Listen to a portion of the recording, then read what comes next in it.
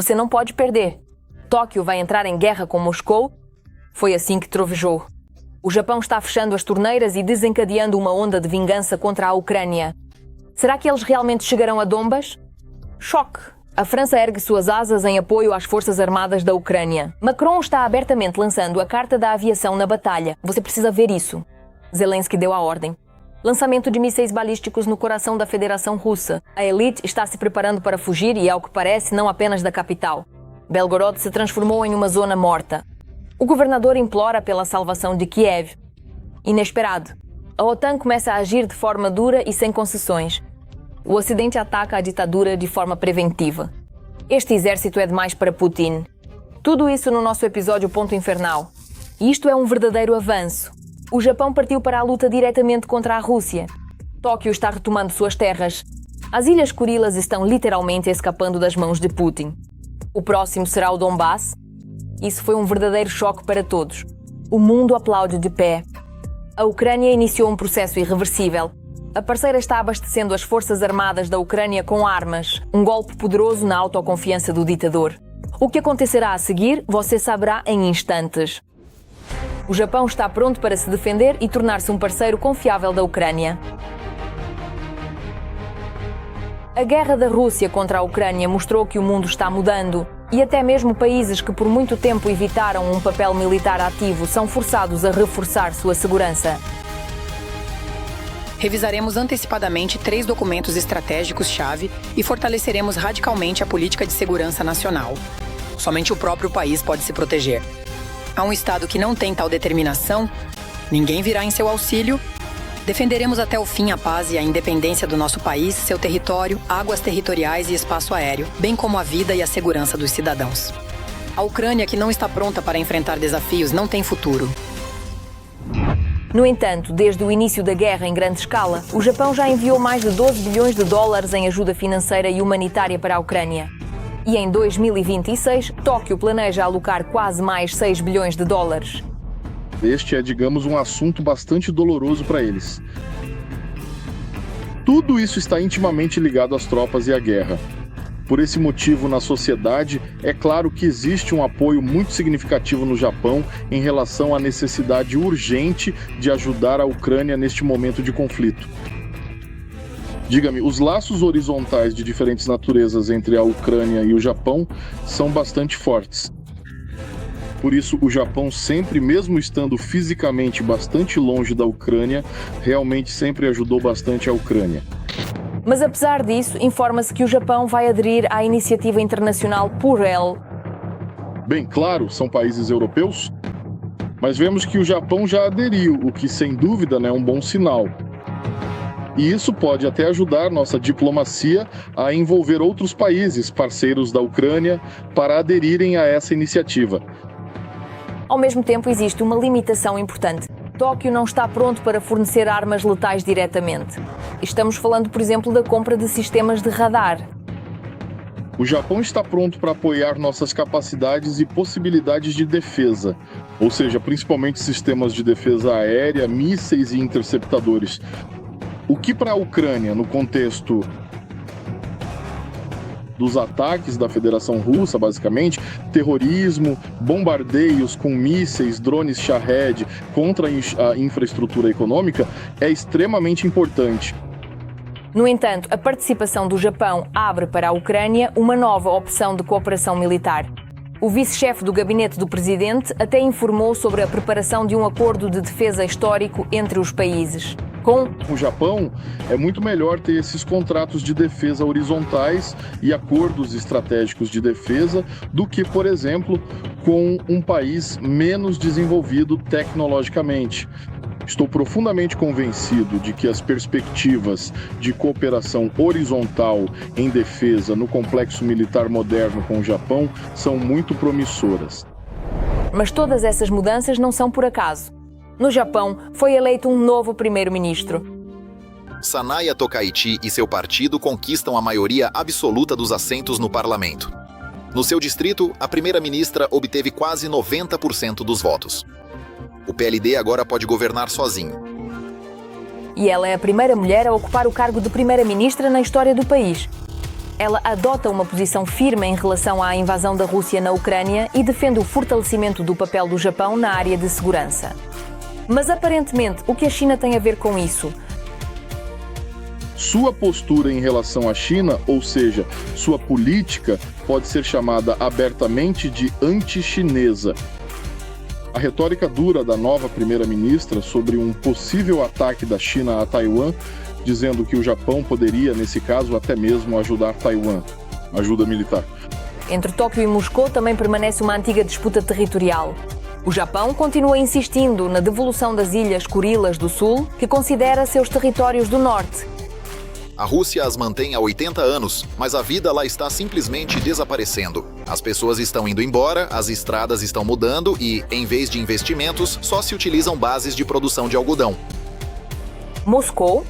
Bem, claro, recusa-se a negociar um acordo de paz e considera esta questão. Perfeito, está combinado então, o acordo está devidamente fechado e podemos seguir com o que foi planejado sem qualquer tipo de problema adicional.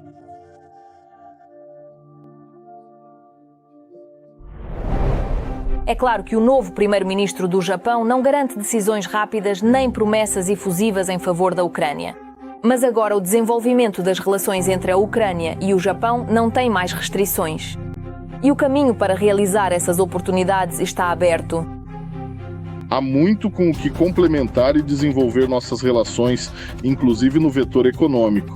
Agora, eu acredito muito profundamente que finalmente pode se abrir uma nova e próspera era. Ei, Tim, você está conseguindo me ouvir bem agora? Por vezes, a Rússia tem cada vez menos aliados, enquanto a Ucrânia conquista cada vez mais a cada passo. Parceiros e perspectivas. O Japão está pronto para se defender e, ao mesmo tempo, se tornar um apoio confiável. Esta é uma oportunidade histórica para fortalecer a segurança e desenvolver as relações. A batalha pela vida continua. Ajuda para o herói gravemente ferido.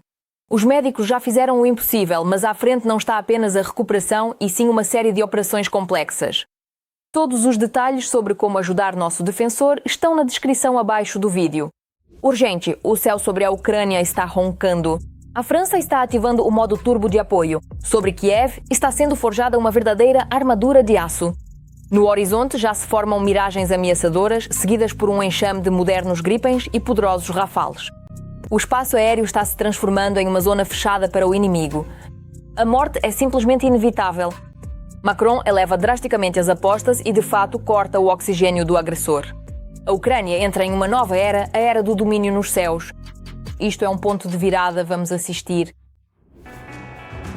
Mísseis balísticos, bombas aéreas guiadas e um novo lote de aviões. Miragem 2000... O lado francês informou sobre os preparativos para a transferência de aeronaves para a Ucrânia, Miragem 2000. Eles também discutiram a aceleração da entrega de aeronaves e a continuidade do trabalho em volumes recordes de bombas aéreas guiadas, Hammer. Em paralelo, a cooperação continua no fornecimento e na aceleração da produção de mísseis Aster. Em outra ocasião, discutiram o fornecimento de armas de longo alcance, em particular os mísseis Scalp.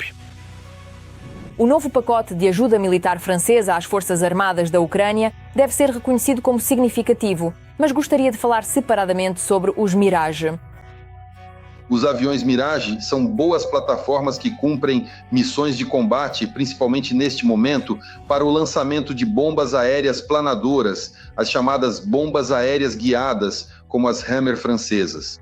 É uma boa bomba que é basicamente de alta precisão e permite atingir alvos militares russos a várias dezenas de quilômetros atrás da linha de frente.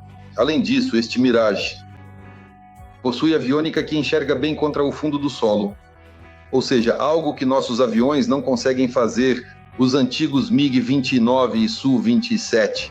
Lá, afinal, seus radares têm filtros ruins, sofrem muita interferência do solo, mas nos Mirages os radares são bons, conseguem enxergar bem tanto contra o solo quanto contra a água.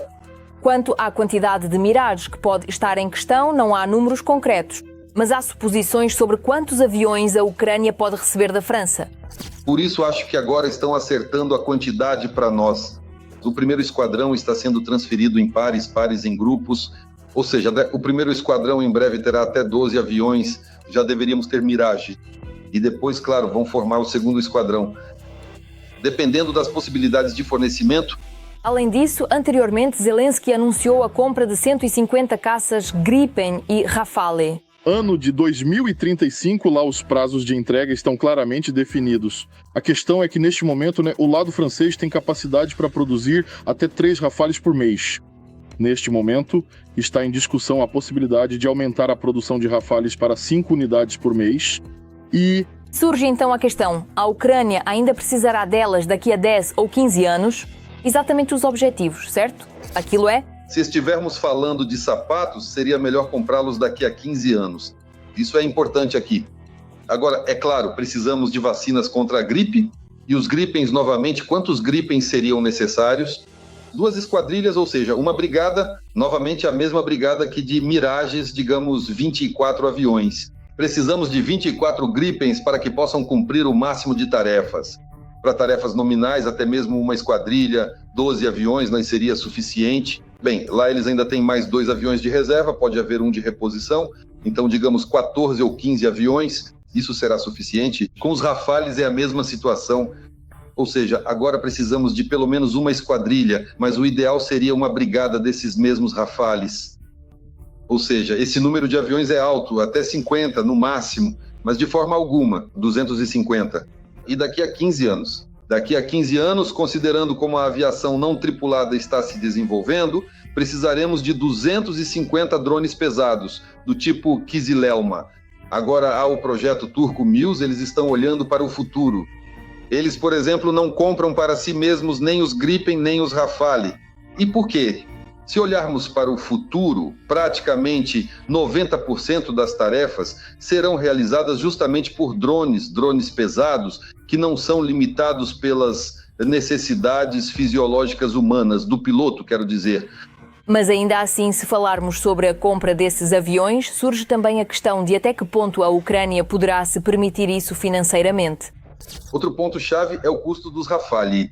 Tudo vai depender do preço deles.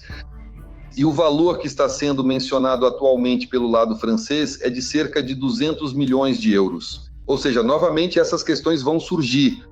Se vão nos vender pelo preço destinado ao consumidor interno, como para as Forças Armadas da França, nesse caso, o preço é significativamente mais baixo, ou se será de acordo com um contrato internacional.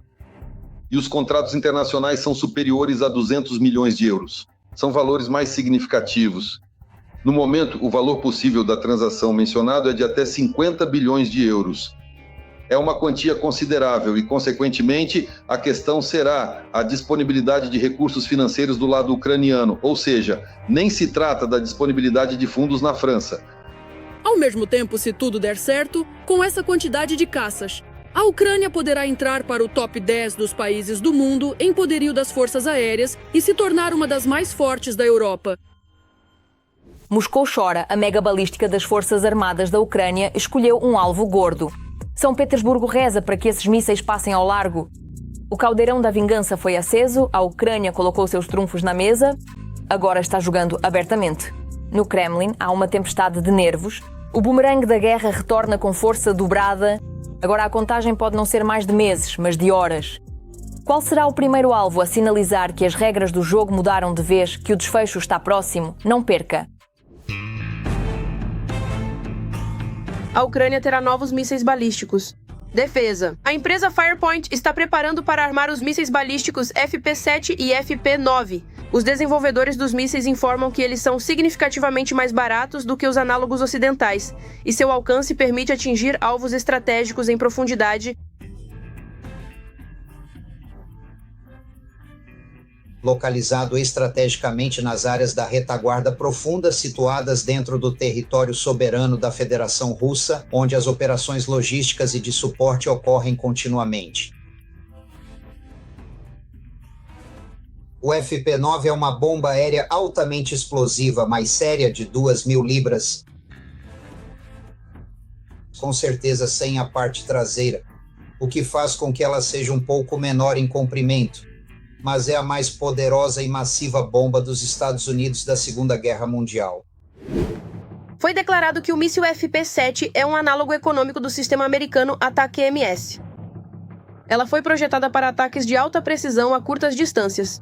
A modificação mais potente, a FP9, é capaz de atingir alvos a uma distância de até Moscou ou... Estamos agora em São Petersburgo, a deslumbrante metrópole russa que é amplamente conhecida como a Veneza do Norte, devido aos seus inúmeros canais e sua arquitetura imperial absolutamente magnífica e histórica. E a FP9 já é um míssil mais sério, com alcance de até 900 quilômetros. Bem, no início falava-se em 800 a 850, mas os testes mostram um alcance um pouco maior. E as ogivas, respectivamente, se na FP7 ela não é muito grande, cerca de 150 quilos, então na FP9 já é um míssil sério lá, a ogiva pesa 800 quilos. A olho nu, torna-se perfeitamente visível que os novos e avançados mísseis irão fortalecer significativamente as nossas defesas. Das diferentes posições ocupadas,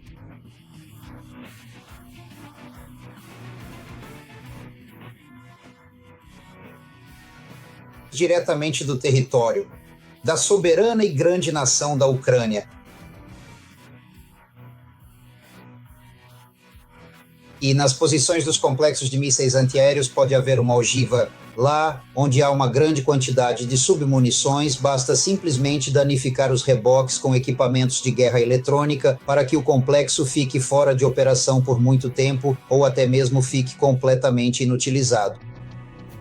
Feepoint observa isso. Diferentemente de drones ou mísseis de cruzeiro, os mísseis balísticos têm maior probabilidade de penetrar as defesas aéreas ao redor da capital russa. E quando dizem que os sistemas de defesa aérea russos não podem ser espalhados por todo o território, isso não deve ser feito. Basta criar algumas zonas de patrulha militar e já será muito difícil atravessá-las. E o militar é a arma mais eficaz contra ataques aerodinâmicos de impacto, mísseis e drones. Mas se usarmos balística, então nesse caso, o componente explosivo é completamente desativado. Aviões não funcionam contra balística. Além disso, todos os sistemas de curto e médio alcance são desativados. Atualmente, os mísseis estão passando por testes. A velocidade de seu desenvolvimento se deve à redução da burocracia no setor de defesa. Espera-se que elas passem por codificação e armamento oficial em fevereiro deste ano.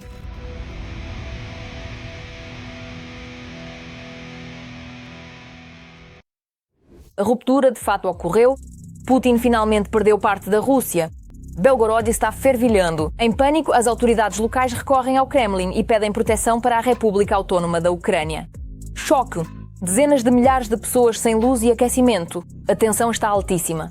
A torre do regime está desmoronando diante de nossos olhos. A sirene do desastre soou. O chamado próprio atingiu dolorosamente seu próprio povo. Isso é imperdível. Bem, finalmente aconteceu. Funcionários das regiões russas pedem para parar de bombardear a Ucrânia, pois a cada ataque vem a retaliação.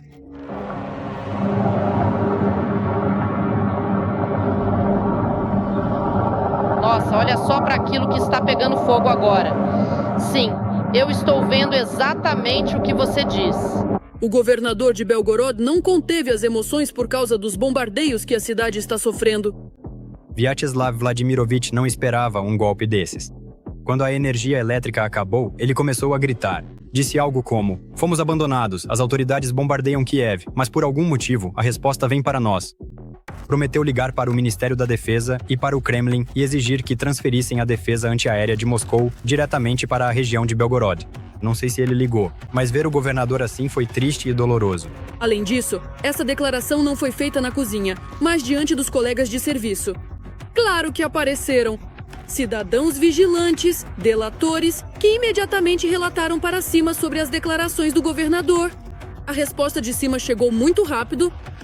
Isso, claro, são palavras do interlocutor, mas vamos esclarecer se Gladkov realmente as disse, e tomaremos medidas, se necessário. O Kremlin reagiu. As palavras de Gladkov cheiram a traição de Estado e são inaceitáveis. A elite russa ficou ainda mais tensa, porque nenhum alto funcionário até agora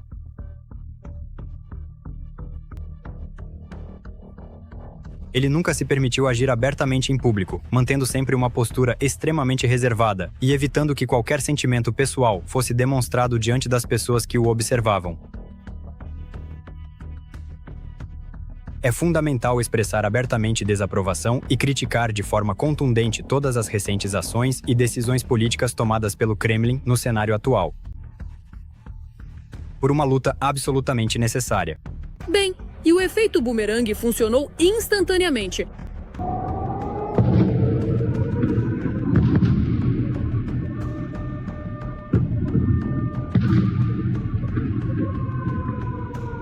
A guerra chegou também à Rússia.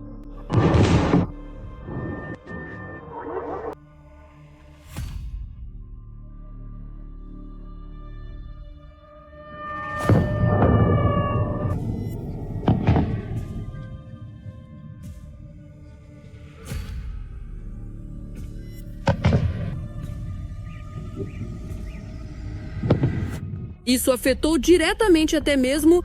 Estamos nos referindo especificamente aos próprios funcionários públicos que dedicam suas carreiras ao serviço do Estado, desempenhando funções essenciais dentro da administração governamental em diversos níveis de atuação e responsabilidade cotidiana. O governador demonstra sua preocupação pelo fato de já não conseguir resolver os problemas da região por conta própria. As medidas que nossos técnicos de energia tomaram nos últimos 2 dias ainda não levaram ao resultado tão esperado. Portanto, de forma alguma vamos nos justificar, só estou explicando a complexidade tecnológica do momento atual. Gladkov chegou até a anunciar uma evacuação parcial dos moradores, devido a problemas com água, luz, aquecimento e comunicação, além dos constantes alertas. Para salvar todo o sistema, ocorre o desligamento. O desligamento dura de 2 a 3 horas. Acredito que em breve a quantidade desses desligamentos será menor. Devido aos danos na infraestrutura, a situação em Belgorod agora lembra Kiev e outras cidades da Ucrânia, que são impiedosamente bombardeadas pelo exército russo. O exército russo realizou um ataque em massa com armas de alta precisão contra a Ucrânia. As cidades enfrentam sérios problemas de aquecimento. Em Kiev agora faz menos 26 graus. Dizem que o governador de Belgorod já pediu repetidamente a Moscou recursos adicionais de defesa antiaérea para proteger a cidade. No entanto, o Kremlin respondeu a ele que não tem essa possibilidade. Há apagões, a eletricidade é fornecida com interrupções, apenas por algumas horas ao dia. As pessoas estão sem luz, aquecimento, água. Vocês entendem o que está acontecendo ou não? Alguém entende isso? O que aconteceu? Por que tudo isso está acontecendo? Devido à reação nula do Kremlin, Belgorod congela sem luz nem aquecimento.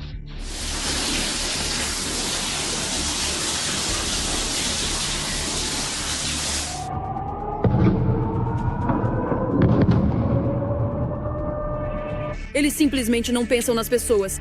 Além de não haver defesa antiaérea, ainda tiraram os meios de comunicação. E aí Gladkov apareceu de novo. Em toda a Rússia, o Telegram foi desacelerado. Consequentemente, ele também não funciona na região de Belgorod. O canal do Telegram de Gladkov tornou-se a principal fonte de informação para os moradores sobre questões de segurança. Estou preocupado que o canal do Telegram, se for atrasado, possa falhar. Para transmitir informações operacionais a vocês, caso a situação piore, é o que queremos. Estamos com vocês na região da linha de frente. Os cortes de energia elétrica e aquecimento na região de Belgorod começaram após greves na infraestrutura energética no início de fevereiro. É exatamente assim em Belgorod, acontece a cada 2 horas. Após o bombardeio do posto de saúde comunitário de Lut, a central termoelétrica de Belgorod e a subestação elétrica Frunzenskaya, milhares de casas ficaram sem serviços públicos.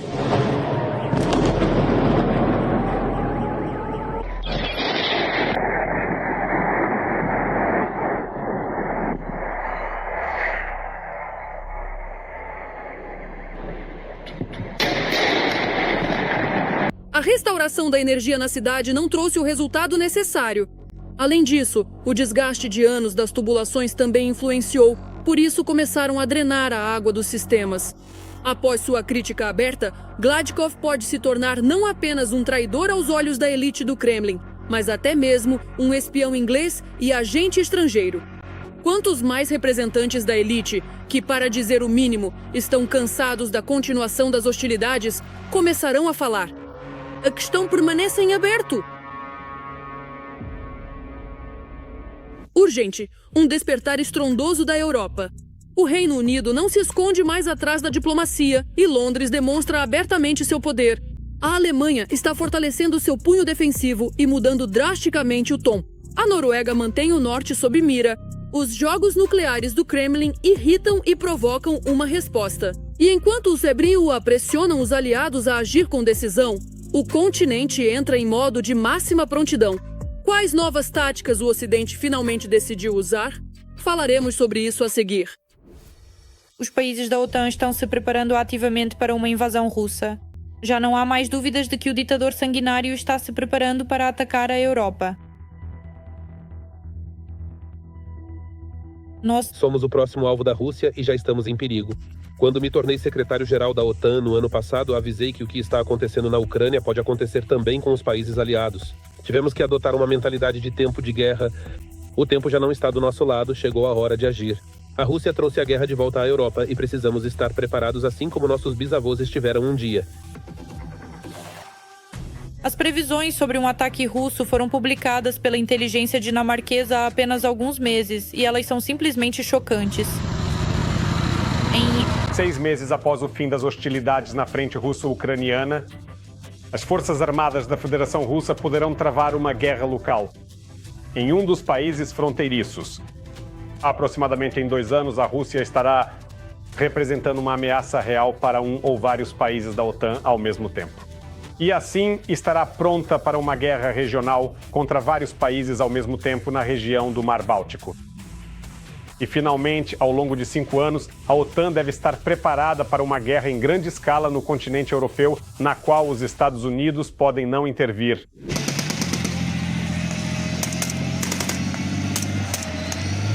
O exército britânico já está treinando para lutar contra a Rússia em uma cidade artificial que simula uma zona de combate na Ucrânia. Estamos passando para um modo de prontidão e para as operações de combate como principal objetivo de nossas forças armadas. Quando somos diretamente ameaçados por estados com exércitos desenvolvidos, a maneira mais eficaz de dissuadi-los é estar preparados e mostrar a eles que estamos prontos para garantir a paz pela força. Estamos diante de uma guerra na Europa, novos riscos nucleares, ataques cibernéticos diários, a crescente agressão da Rússia em nossas águas e a ameaça ao nosso espaço aéreo. Na Noruega, também estão prontos para lutar e acreditam que a Rússia tentará capturar seus territórios localizados próximos aos locais de armazenamento do arsenal nuclear russo. Nós somos membros da OTAN, uma aliança cujo principal objetivo é prevenir a guerra, mas se ou quando a guerra começar, lutaremos pela vitória mais rápida possível. Simplesmente para não cair em uma guerra prolongada como a Ucrânia. O principal é causar o máximo de dano possível ao inimigo, o mais rápido possível. Neste momento, os americanos estão ativamente incentivando os europeus a se rearmarem. Afinal, isso é a principal garantia de que Putin mudará de ideia ou não conseguirá realizar seus planos. Em Washington, fala-se sobre a necessidade de aumentar os gastos militares nos países europeus. Isso não é apenas uma exigência condicional do presidente Donald Trump e de seus aliados, mas sim a necessidade de rearmar o exército europeu no mesmo ritmo do rearmamento das Forças Armadas da Federação Russa. Porque somente esse rearmamento, aliás, como sabemos pela experiência ucraniana, pode impedir a Rússia de invadir. E a ausência de forças militares eficazes apenas encoraja a Federação Russa e lhe permite contar com mais um blitzkrieg. Lavrov, que declarou que a Rússia não pretende atacar a Europa. Mas, na mesma frase dessa afirmação, como sempre, começou a ameaçar com guerra. Na Ucrânia, estamos conduzindo uma operação militar especial. Não pretendemos atacar a Europa, isso não nos interessa de forma alguma. E se de repente a Europa, essas ameaças que se prepara, se a Europa realizar uma guerra contra nós e começar a atacar a Federação Russa, o Presidente disse que, da nossa parte, isso não será uma operação militar especial. Será uma resposta militar completa com todos os recursos que temos. de acordo com os documentos doutrinários, para este ano. Mas obviamente não importa o que os russos digam, você não pode acreditar na palavra deles. Afinal, eles mentem o tempo todo e depois fazem o contrário. E outros europeus em situação semelhante finalmente entenderam isso e estão prontos para se defender.